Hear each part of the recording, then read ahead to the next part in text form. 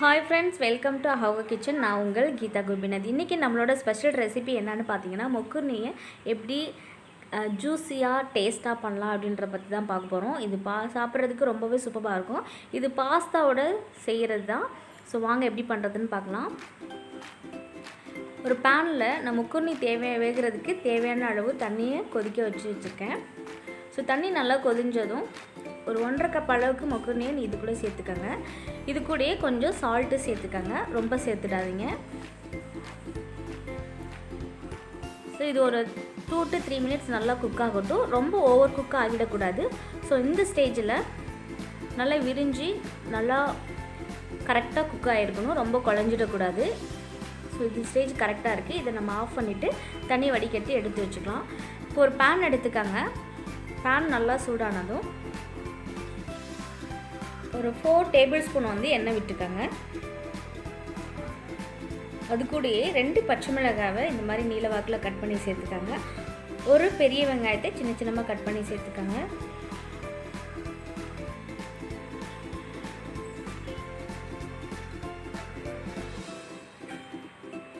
So இது நல்லா cook ஆனதும்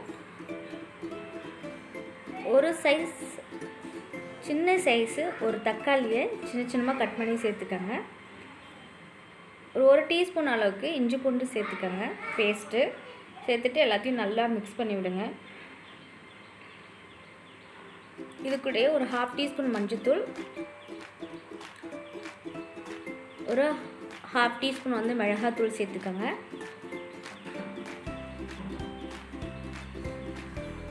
சோயா சாஸ் ஒரு 1/2 டீஸ்பூன் சேர்த்துக்கோங்க. டொமேட்டோ சாஸ் ஒரு 1/2 டீஸ்பூன் சேர்த்துக்கோங்க. ஸோ இது எல்லாத்தையும் சேர்த்துட்டு நல்லா மிக்ஸ் பண்ணி விட்டுக்கோங்க.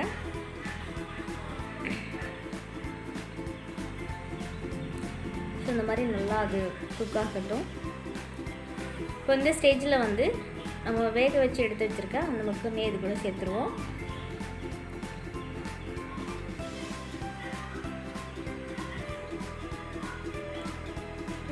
உப்பு ஆல்ரெடி நம்ம மொக்குர்னிலே சேர்த்துருக்கோம். ஸோ நம்ம அந்த ஜூஸிக்காக மசாலா ரெடி பண்ண பார்த்திங்களா, அதுக்கு தேவையான அளவு உப்பு சேர்த்துட்டு கரெக்டாக பார்த்து போட்டுக்கோங்க. இப்போ எல்லாத்தையும் சேர்த்துட்டு நல்லா மிக்ஸ் பண்ணி விடுங்க. பார்த்திங்கன்னா சூப்பரான ஜூஸியான மொக்குர்னி ரெடி ஆகிடுச்சு. ஸோ இதை நீங்கள் வீட்டில் ட்ரை பண்ணி பார்த்துட்டு எப்படி இருக்குன்னு எனக்கு கமெண்ட் பண்ணுங்கள், ஷேர் பண்ணுங்கள். நான் இன்னொரு வீடியோவில் உங்களை பார்க்குறேன். தேங்க்யூ.